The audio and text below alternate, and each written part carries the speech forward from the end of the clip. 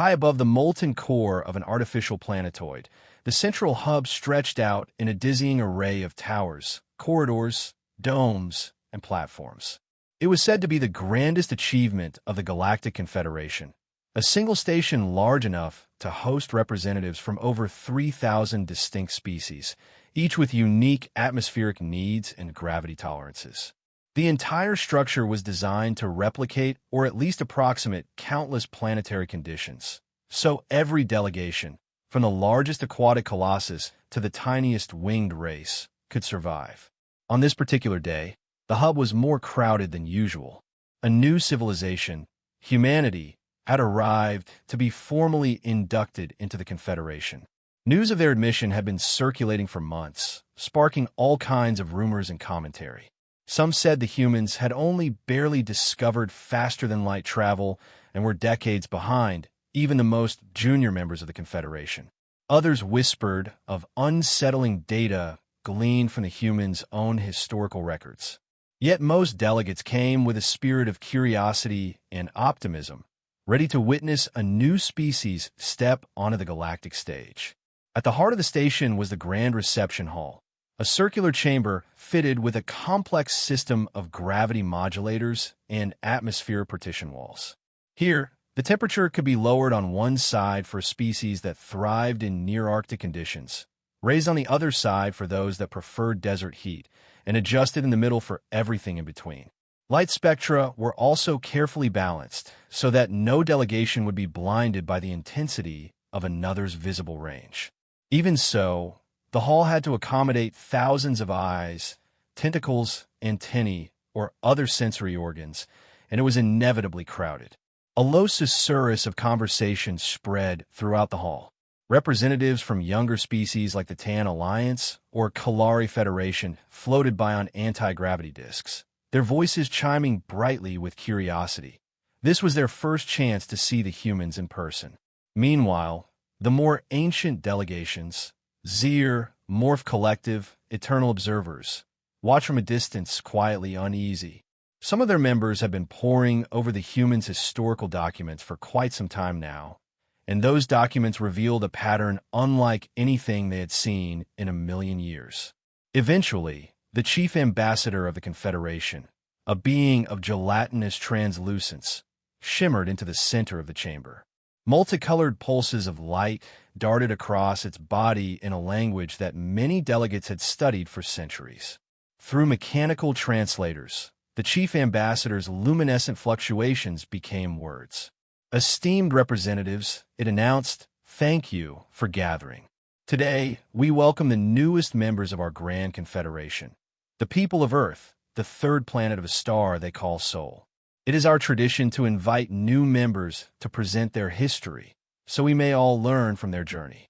The crowd stirred as the human delegation stepped forward. They wore attire designed to be modest in this multi-species environment. Full-body garments with minimal exposed skin or orifices, in keeping with the Confederation's guidelines on bodily fluids. Their leader, the human ambassador, offered a friendly nod to the chief ambassador, then turned to face the assembled throng. Honored friends, the ambassador began, voice carrying through translator nodes placed strategically around the hall.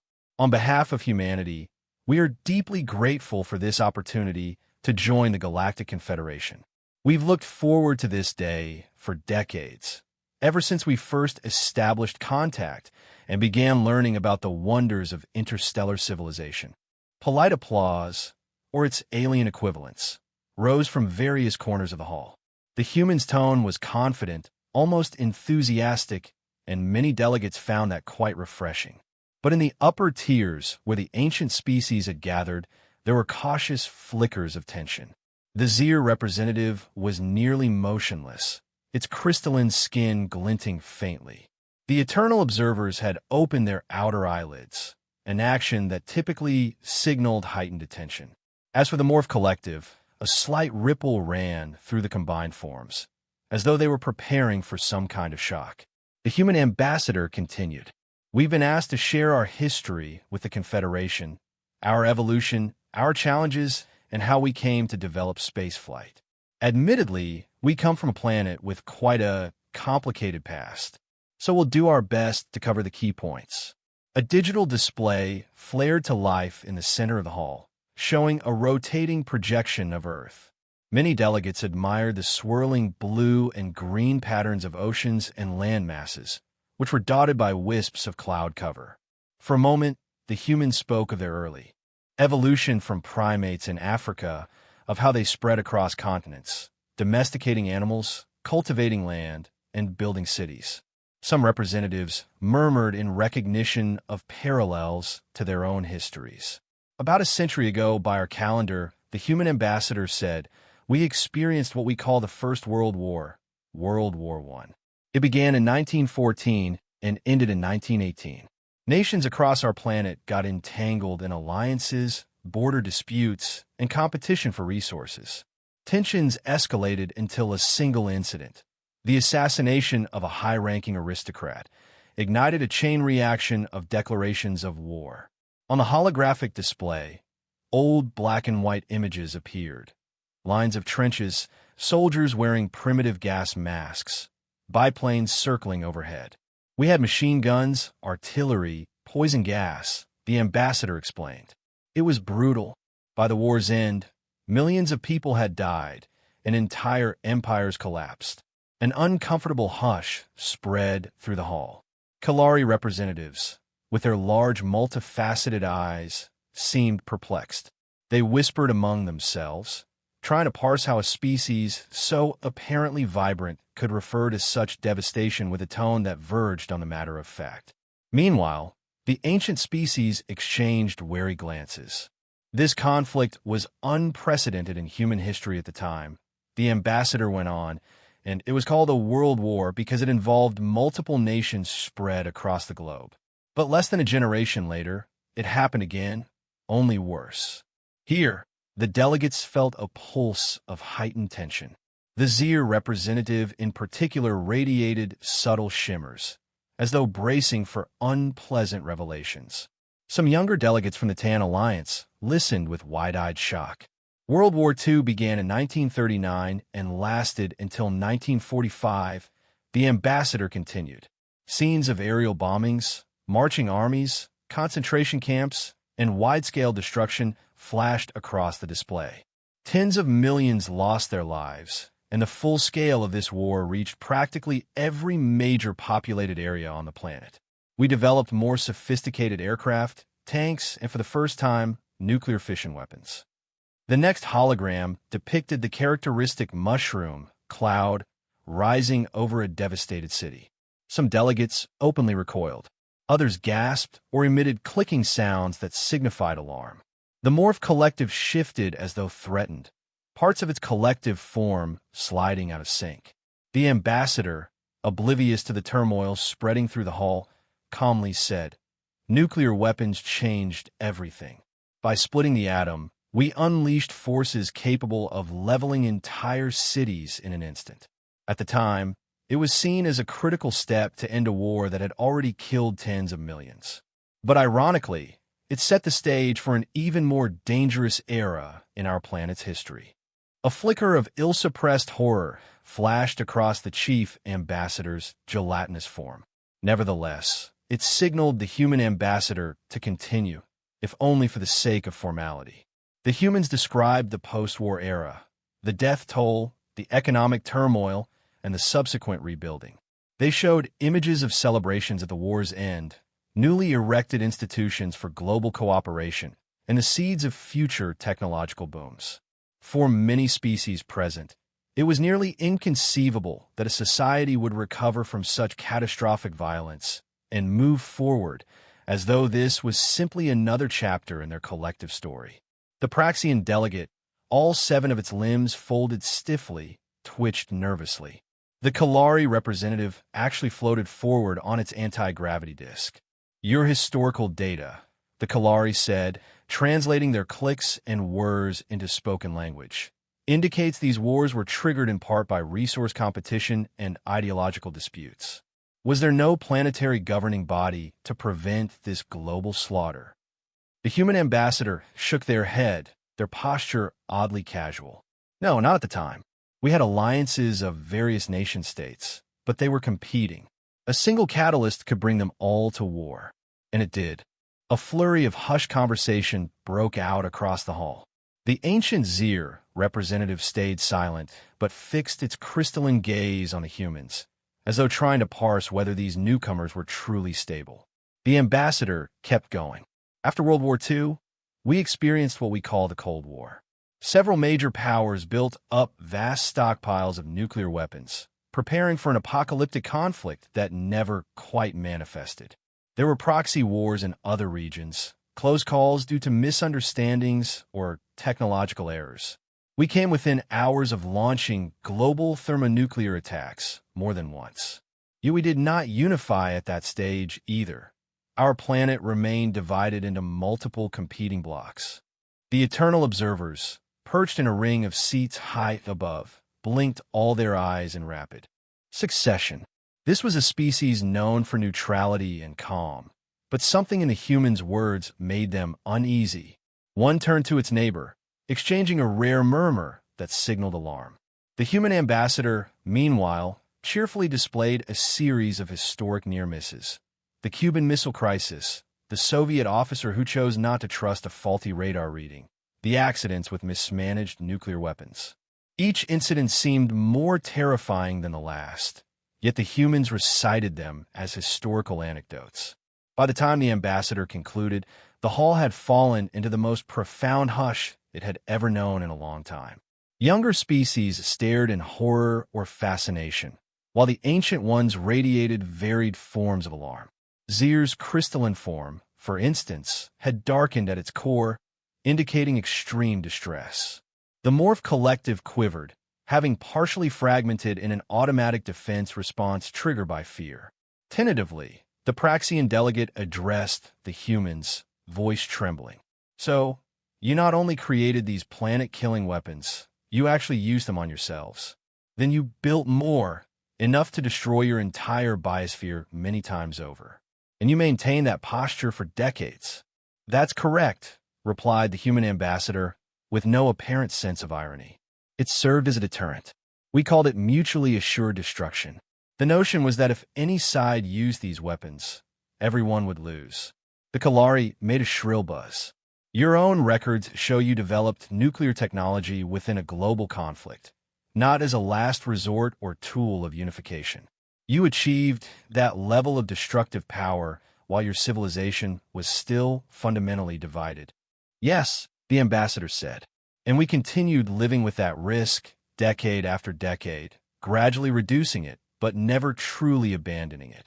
The hall erupted into anxious whispers, beeps, hums, or chemical pheromone discharges, whatever form each species used to register shock. The humans seemed puzzled, as though they expected the Confederation to have a standard template for processing such admissions. Instead, the delegates looked collectively stunned. The chief ambassador's translucent surface rippled with urgent pulses. It would be prudent for us to recess for a moment so that the council may confer on this information. At that, the entire hall broke into small clusters of conversation. The humans were left standing amidst a clearing circle. Most other species preferred to give them distance, as though wariness was physically palpable. From several vantage points, the watchers whispered or signaled among themselves, referencing data or rummaging through the humans' historical files. I don't understand why they're so distressed, a junior human delegate murmured to the ambassador. Yes, we had terrible wars, but we survived and even thrived afterward. Doesn't that show resilience? The ambassador, arms folded, exhaled a careful breath. Perhaps their experiences with advanced weapons were different, or maybe they unified before things got that severe. Let's see how they handle it. We'll explain ourselves more thoroughly if they let us. In a separate, restricted chamber, the ancient species had gathered in a tight circle. Zir's crystalline flesh glowed in patterns of worry. The eternal observers, who had witnessed the rise and fall of countless interstellar civilizations, conferred in hushed tones. The Morph Collective hovered in partial disarray, some of its components flickering as they attempted to maintain coherent thought. This is unprecedented, the Zir representative said, voice resonating like a tuned crystal. Not only did these humans develop weapons capable of annihilating themselves before reaching unity, but they also speak of it as a routine fact of life. The eternal observers blinked rapidly in their multi-eyed language. We have watched 1,000 younger species. None have so casually normalized repeated brushes with self-extinction. Meanwhile, the chief ambassador, present as well, tried to modulate the panic. We must not rush to condemnation. The humans also built planetary institutions for cooperation. They overcame global conflicts eventually. Did they truly overcome them, or did they simply accept them as normal? Asked one portion of the Morph Collective, a voice that seemed to emanate from the swirling mass of luminous green matter. We have recordings of them referencing a so-called post-war boom, as though the death of millions was just an economic footnote. In another corridor, the humans were conducting their own emergency conversation, albeit with far less sense of urgency. The ambassador pinched the bridge of their nose. We may have made a poor impression. I didn't realize they'd be so horrified by our histories. The official data we were told to present might have had a stronger effect than we anticipated. A junior aide nodded, flicking through notes on a handheld device. It's possible these civilizations unify early in their planet's history. Or maybe they discover stable forms of conflict resolution before achieving nuclear capabilities. A second aide, eyes darting around the corridor, whispered, "Do you think they'll reject our membership? But they might see us as a threat." The ambassador hesitated. We might be a threat from their perspective, but if we can articulate how our struggles forced rapid technological breakthroughs, maybe they'll see our value. We just need a chance to clarify. Several minutes later, or the local time equivalent, a message reached the humans. The Elder Council, composed of the Confederation's most venerable civilizations, had agreed to a private session to hear more. Sensing the significance, the ambassador and a handful of delegates proceeded to a secondary chamber sealed off from the main hall. Inside, the council formed a ring of seats floating in variable gravity. The chief ambassador presided, along with representatives from Zir, the Morph Collective, the Eternal Observers, and a few others. Their expressions, whatever forms those took, were grave, tinged with apprehension. The human ambassador tried to appear calm. "Thank you for granting us an audience. We understand our historical summary has caused alarm. We'd like to clarify certain points." The Zir representative's crystalline structure vibrated. "We are concerned not only with the scale of destruction your species has inflicted upon itself, but also with the apparent indifference you display when speaking of it. Are we to understand that you do not view these wars as extraordinary?" "On the contrary," the ambassador replied, "we view them as tragic. They were catastrophic, but they also shaped our civilization in fundamental ways. Many technologies, from nuclear physics to rocket science, advanced rapidly because we were driven by warfare." "Driven by warfare," repeated a portion of the Morph Collective, a note of disbelief in its communal voice. The ambassador nodded. "Yes, necessity is the mother of invention, and in our case, the greatest necessities often arose during crises. From radar to computing, from ballistic missiles to satellites, a lot of it was fast-tracked because of global competition. I'm not saying it's good. It's simply the reality of how humans developed. And ironically, once we had those technologies, we applied them to peaceful purposes: global communication, space exploration, medical research." Silence held for a moment. The Eternal Observers flicked their eyelids in cautious contemplation. "And the bombs they pressed. You say you built them, then threatened each other for decades." "We did," the ambassador admitted. "It was called the Cold War. We spent vast resources on building a deterrent arsenal, always on edge that one glitch or misinterpretation could lead to global annihilation. But as frightening as that era was, we learned to manage it without outright destroying ourselves. This is precisely why we struggle to comprehend you," remarked the Zir representative.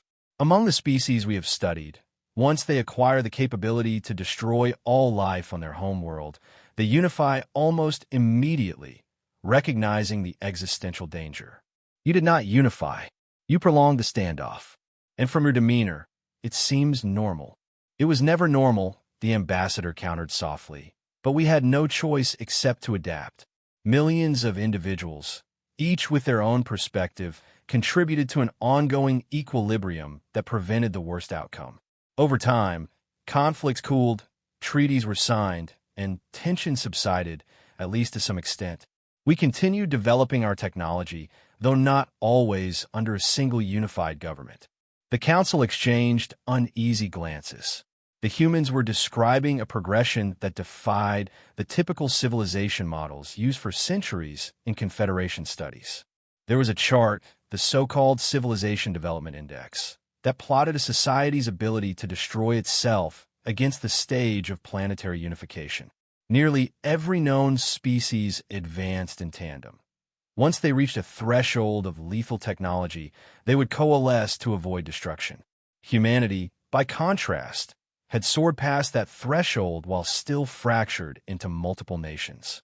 One portion of the Morph Collective, presumably a spokesperson, confronted the humans with a direct question. Do you realize that this makes you outliers in a data set of thousands of civilizations? A nod from the ambassador. Yes, we do. In fact, we found that out only after receiving your historical compendiums. It was quite startling to learn that most species unify early on. We simply never developed that global consensus. We tried to establish international bodies, but we never truly overcame the competitive instincts that shaped us. Competitive instincts that shaped you, the chief ambassador echoed. Thoughtfully, we do not wish to punish a new member for the circumstances of its evolution.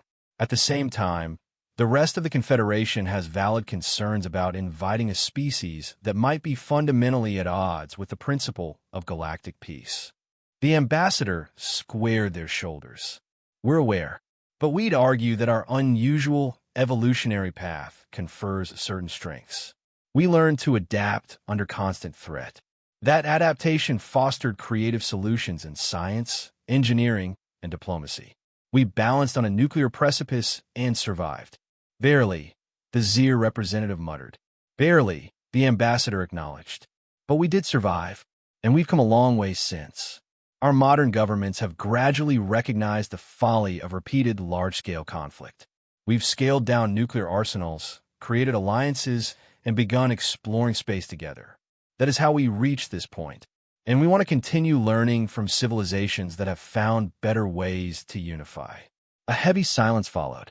Then the eternal observer spoke, choosing each word with care.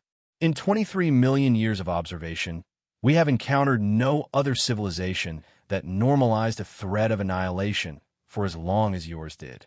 This pattern is deeply unsettling. Yet we also see that you have, in your own way, moved beyond that darkest era. Some members of the Morph Collective pulsed with uncertain agreement. The Zir continued to shine with a careful wariness. Finally, the chief ambassador signaled that the private session was concluded. We will reconvene with the rest of the council. For now, we thank you for your clarifications. When the humans filed out of the chamber, they let out quiet, pent-up sighs of relief. The ambassador looked to their aides. We did our best. We'll see if they vote to keep us or to quarantine us. While the humans waited in an antechamber, news spread among the broader delegations. Younger species like the Tan Alliance found themselves growing intrigued. If the humans had reached the stars despite almost wiping themselves out, could that mean they possessed a unique boldness or drive? The Tan Alliance was all about practical benefits, and they suspected there might be synergy in learning from humans who'd spent so much time at the edge of disaster. Others, especially the truly ancient ones, still feared that humanity was a ticking time bomb. The Confederation had no precedent for dealing with a species that embraced fractious governance and built weapons of mass destruction for purely internal conflicts. Typically, that potential was never reached until a species was nearing genuine global harmony. The Grand Reception Hall was rearranged for an emergency session of the Elder Council, involving all major civilizations with over 1 million years of interstellar history. They deliberated behind sealed partitions, transmissions encrypted. Whispers turned to heated debate as the hours ticked by. The humans, stuck in an outer lounge, found themselves politely but firmly isolated from direct contact until the council rendered its verdict. Eventually, the chief ambassador summoned the humans back into the hall. The delegates arranged themselves in a semicircle, the rest of the species forming a ring behind them. There was a tangible sense of anticipation. The humans stepped forward, heads held high, but not without tension in their stance. The chief ambassador's body flickered in a slower, more purposeful pattern. "We have reached a decision," it said. "After much deliberation, the Council has resolved not to deny your admission to the Confederation. Instead, we shall welcome you under a special classification, divergent evolutionary path, and implement additional measures to monitor and guide your integration. This classification acknowledges that your development trajectory diverges significantly from known norms, but that your potential contributions may be equally significant." A murmur of reaction spread through the crowd. Relief mingled with apprehension. The humans exchanged relieved smiles. At least they weren't being banished or quarantined, though they had no illusions that the road ahead would be easy. The Zir representative then rose to speak in a crystalline voice. "Humanity, we do not trust you fully, not yet. We cannot, but we believe that your perspective, born of self-imposed adversity, might prove valuable to the Confederation. We, however, require assurances that you will not export your most dangerous tendencies." The human ambassador inclined their head. "We understand your caution. We intend to abide by every guideline the Confederation sets forth regarding weapons regulation, conflict resolution, and responsible technological sharing. We have come here to learn as well as to contribute." Watching from the sidelines, a Kalari delegate whispered to a Tan Alliance official, "They are dangerous, yet I sense a certain sincerity. Imagine the adaptability it took for them to survive such self-destructive impulses." Across the hall, the eternal observers had closed most of their eyes, leaving only a few open in watchful attention. They were known for neutrality and long-term perspective. At that moment, they acknowledged the humans with a gesture that could be interpreted as cautious acceptance. The Morph collective wavered, their swirling forms emitting measured pulses. The Praxian delegate, still trembling slightly, made a note in its electronic translator, something about continuing to evaluate the humans carefully. In the aftermath, the official induction ceremony proceeded with subdued enthusiasm. Ordinarily, the acceptance of a new species was a time of joyous celebration, but now an undercurrent of anxiety ran through it. Humanity was welcomed, but many representatives gave them a wide berth. The ancient civilizations recognized an unsettling truth. Not only had humans survived near self-genocide, but they had done so multiple times, each instance forging ever more lethal inventions. When the ceremony ended, the humans retired to one of the hub's docking bays where their ship was stationed. They would soon depart, taking the news back to Earth that they were indeed part of the Confederation, albeit in a precarious position. As they navigated the hub's corridors, they noticed how many species politely stepped aside, leaving a clear path. Some bowed respectfully, others averted their eyes. Once the humans were inside their own docking modules, a junior aide turned to the ambassador, voice low. "They're afraid of us, aren't they?" The ambassador smiled bitterly. "Yes, more than we realized. We came here excited to display our ingenuity, to share our achievements in physics, engineering, medicine. But all they heard was how we nearly extinguished ourselves, over and over, and how casually we recall it." "It is our history," the aide replied. "We can't erase it, and maybe it taught us to be resourceful. Resourceful or reckless." The ambassador's tone was reflective. "Let's not forget that line can be thin. We have a great deal to prove." They boarded their vessel, a mid-sized warp-capable craft. From the bridge, they could see the great expanse of the central hub beyond the viewport, ringed with thousands of docking arms, each accommodating a different species vessel. The sensors revealed traffic lanes of ships coming and going, carrying goods and delegates from across the galaxy. It was a testament to cooperation on a cosmic scale, the very cooperation humans had never fully mastered on their own planet. On the flight deck, a pilot ran final checks, verifying gravity locks and scanning for the correct exit corridor.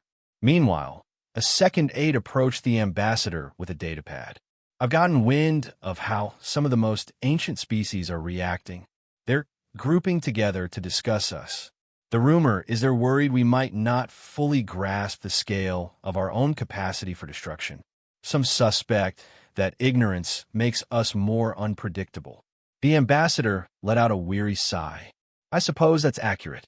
We've never collectively faced cosmic threats as a unified planet. We've always faced each other. Now we're stepping into a realm of supernovae, black holes, possible external hostilities, and we do it without a planetary government, but with enough nuclear and other advanced weaponry to blow ourselves up many times over. They exited the docking bay, aligning with the station's exterior transit corridor. The ship glided past breathtaking views of layered hull plating, massive thruster arrays, and shimmering force fields that protected the station from cosmic radiation. Far below, the luminous swirl of a manufactured ocean glowed in the reflected light of a nearby star. Behind them in the corridor, the Zir delegation watched through a transparent partition, their crystalline eyes fixed on the departing human ship.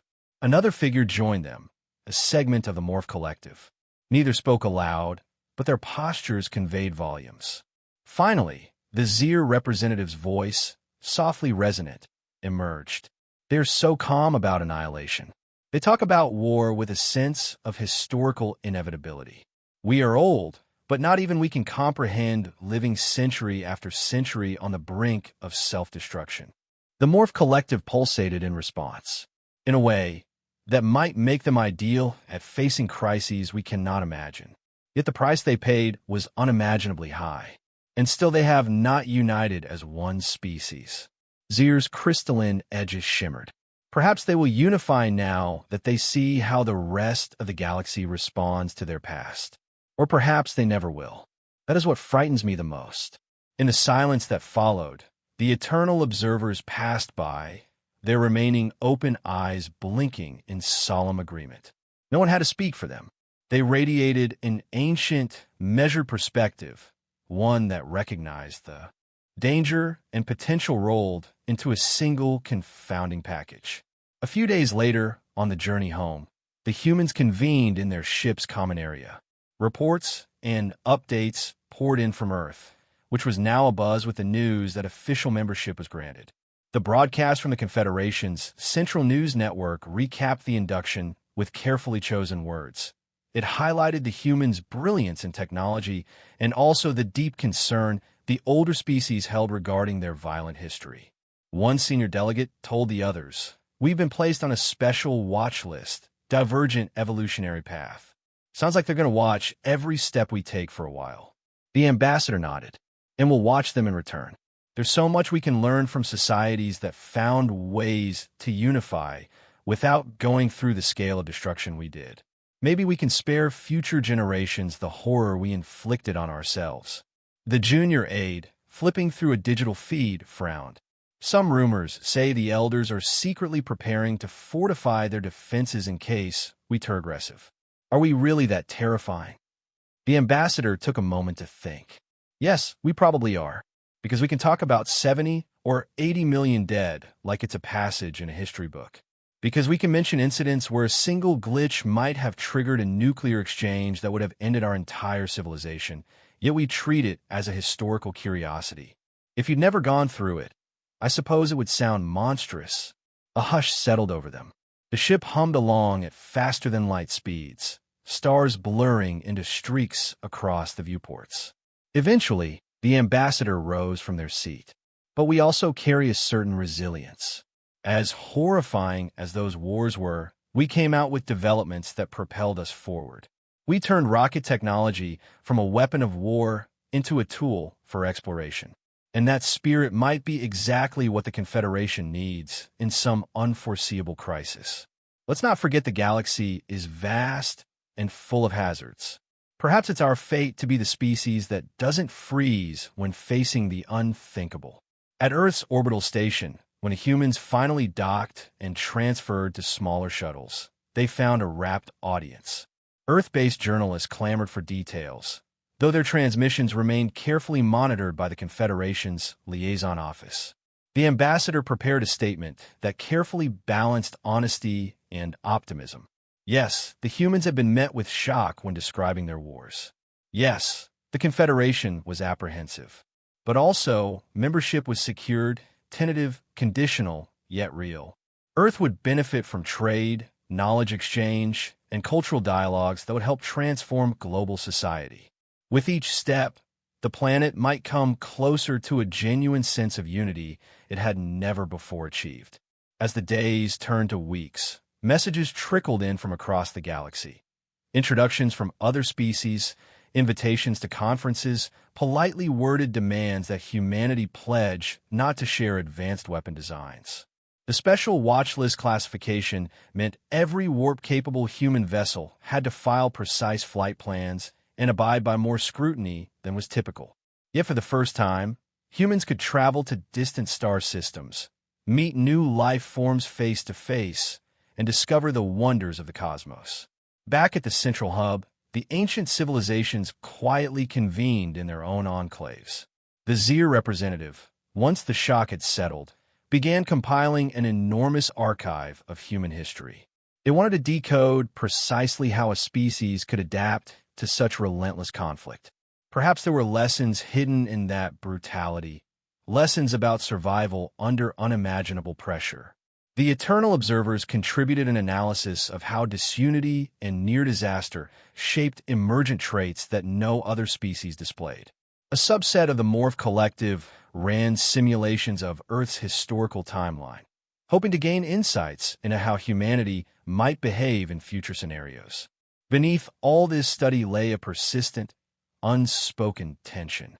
The older species wondered if they had allowed a potential threat into the Confederation. They took some reassurance from the humans' willingness to engage peacefully now, but the memory of those wars, their unimaginable scope, and the humans' calm recitation of them lingered like a dark shadow. The younger species, for their part, saw in humanity an intriguing example. The Tan Alliance, known for its enterprising spirit, approached the humans about joint engineering projects, suspecting the humans' chaotic drive might foster breakthroughs no one else would dare to pursue. The Kalari Federation, never big on subtlety, bluntly asked humans how they managed to handle nuclear arsenals for so long without catastrophic failure. In exchange, the humans asked about how these societies had apparently sidestepped large-scale warfare, which left them astounded.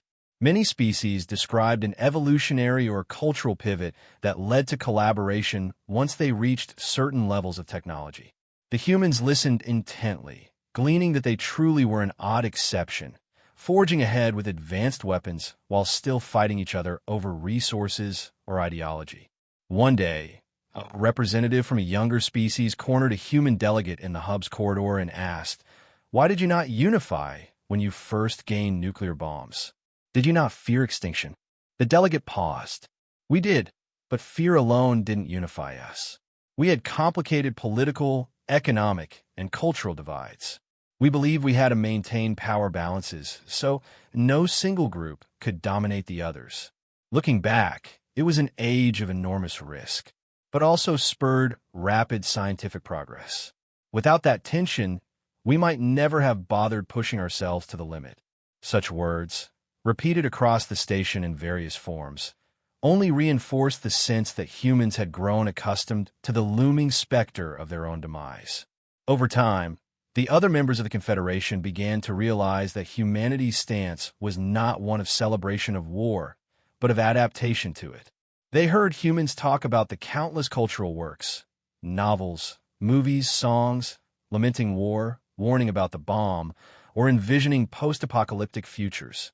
They saw a species that had tried, in myriad ways, to come to grips with the horrifying reality of global conflict. And yet, the initial shock remained. Where other civilizations might have collectively recoiled and forcibly unified at the hint of self-destruction, The humans had walked a razor's edge, forging innovations and forging horrors in equal measure. Thus, the ancient species fell silent whenever humans brought up their world wars. For it was as though the humans were calmly recounting a journey through nightmares that no other species had endured quite so intimately. In time, the galaxy learned to accommodate this new member. Humanity's membership was indeed beneficial in certain areas. Their robust problem-solving under pressure led them to excel at crises the Confederation had rarely faced. They responded quickly to emergent threats, always ready to adapt and improvise. The intangible cost, of course, was that many of the older civilizations still felt uneasy cooperating too closely with a race that found it acceptable, if regrettable, to risk annihilation in pursuit of victory. For the humans themselves, membership was a chance to reflect on their own history from a different vantage point. They had grown up on Earth believing warfare was a typical stage of development, that it was normal for societies to fight, unify for a time, and then fight again. Now they saw how truly out of sync they were with the broader cosmic community. Slowly, conversations began on Earth about deeper reforms, about forging a more cohesive global identity, about harnessing that same competitive spirit for constructive ends. Still, the question lingered among the ancients. Could such a species ever truly shed its thirst for conflict?